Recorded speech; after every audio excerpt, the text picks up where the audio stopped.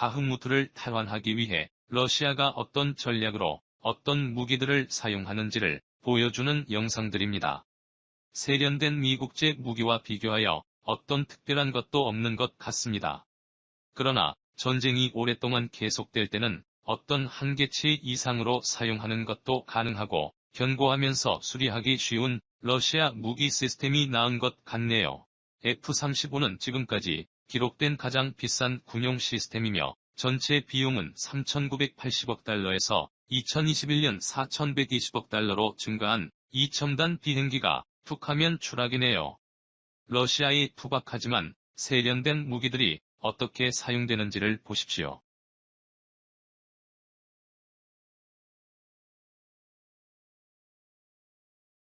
혹독한 북극 환경에서 작동하도록 특별히 설계되어 있는 토르-M2DT 단거리 대공 방공 시스템은 낮게 공격해오는 드론, 헬리콥터를 격추시키거나 적 진지에도 포격을 가합니다.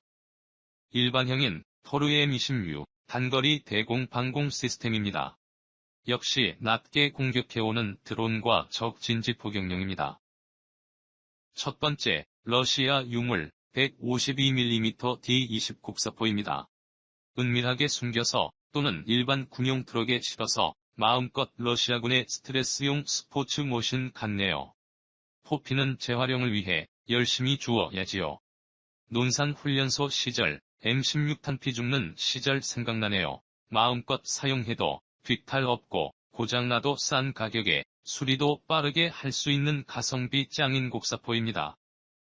역시 유물인 EA-36 지하신트비 곡사포입니다. 은밀하게 숨겨놓았다가 한 번씩 씩씩하게 사용하면 그저 그만이죠. 전쟁이 오래 계속되면 이런 유물의 고마움도 한층 배가 되겠지요. 역시 유물인 EA-36 지하신트비 곡사포입니다. 은밀하게 숨겨놓았다가 한 번씩 씩씩하게 사용하면 그저 그만이죠. 전쟁이 오래 계속되면 이런 유물의 고마움도 한층 배가 되겠지요. 또 다른 유물인 탱크의 포신으로 또는 휴대용으로 사용 가능한 120mm 휴대용 박격포 EB-11입니다. 제2차 세계대전 당시 독일군이 이 박격포에 반해서 로열티를 지불하지 않고 복제 사용할 만큼 너무 가성비 좋은 유물이죠. 오늘날 세계에서 사용되는 박격포 중 가장 큰 240mm ES4 틸판 자체 추진 박격포입니다. 틸판 박격포는 주로 소구경 곡사포가 파괴할 수 없는 요새를 파괴할 수 있다고 하네요. 이 포격 장면들은 그레드 G 로켓의 최신 버전인 토네이도지의 포격 장면입니다. 이 최신 버전은 2명의 승무원이 차량에서 내리지 않고 조준하고 로켓이 땅에 떨어지기 전에 모든 사격을 마치고 발사 위치로부터 구렁이 담 넘어가듯 사라진다 하네요.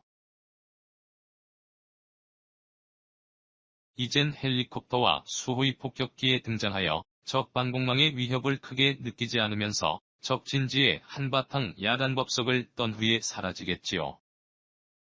이번 전쟁에서 현대전의 새로운 양상으로 등장한 드론 공격이 빠질 수 없겠죠. 정찰 드론을 이용하여 목표물을 찾은 후 자폭 드론이나 수류탄을 투하하겠지요. 열심히 훈련받는 후 즉시 실전에서 경험할 수 있는 장소를 제공하는 것 같네요.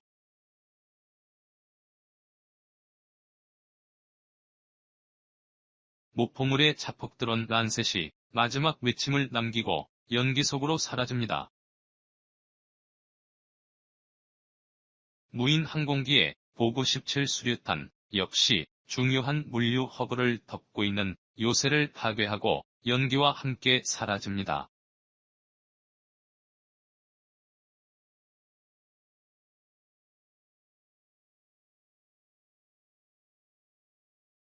서서히 적이 진지를 향한 탱크 공격이 시작해야지요. 러시아의 최신 전차로는 T-90과 T-14 아르마타가 있지만 전쟁이 길어지면 구소련 시절의 탱크가 더 실용적인 것 같기도 하네요. 이제는 폭격을 조금씩 줄여가면서 전투보병이 먼저 진지전을 하면서 서서히 시가전을 탱크와 함께 준비하겠죠. 다음 영상들은 피스키 근처 마을에서 우크라이나군을 몰아내는 영상들입니다.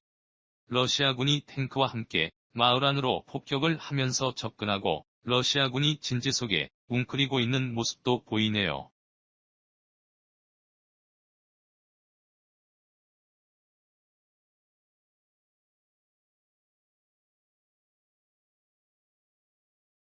서로 간의 폭격 와중에 러시아군 탱크가 한 방 맞았네요. 병사만 무사히 구출되면 유물인 탱크는 땡 처리해도 그렇게 아까울 것 없을 것 같네요.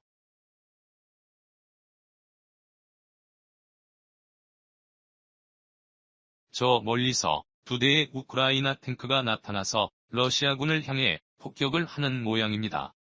그럼에도 러시아군들은 앞으로 낮은 자세로 우크라이나군을 향하여 갑니다.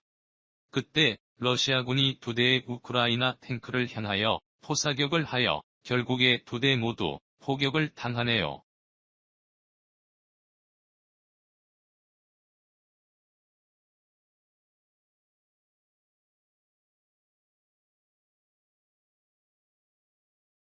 러시아군들이 앞으로 진격하자 부셔진 집에 숨어있던 우크라이나 병사들이 사격을 하고 있습니다. 이 사격을 이리저리 피하면서 러시아군들이 계속해서 진격하여 가는 모습입니다. 이런 상황에서는 서로의 사상자 수가 크게 증가할 것 같네요.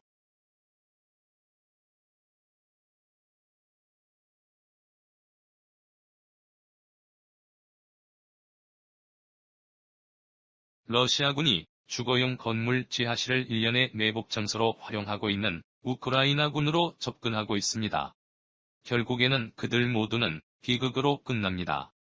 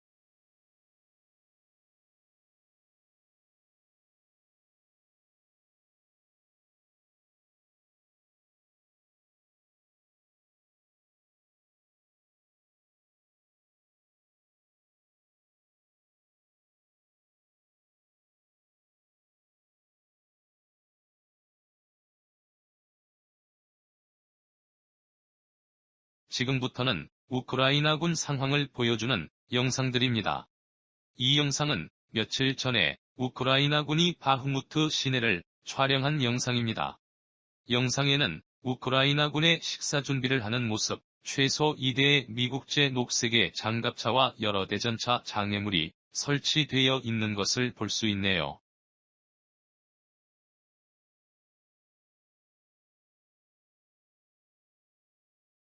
바흐무트 기차역에서 촬영한 것으로 보이며 이 영상에 보이는 우크라이나군은 여행을 온 기분으로 들떠 있네요. 군복도 깨끗하고 별로 피곤한 기색이 없는 것을 보면 최근에 이곳으로 배치받은 모양입니다. 이 비디오는 러시아군의 공습 가능성에 주의를 하면서 우크라이나군이 아침 커피 타임을 가지는 모양입니다. 비교적 산중턱에 있는 참호인 듯합니다. 앞에 병사들과는 너무 다르죠.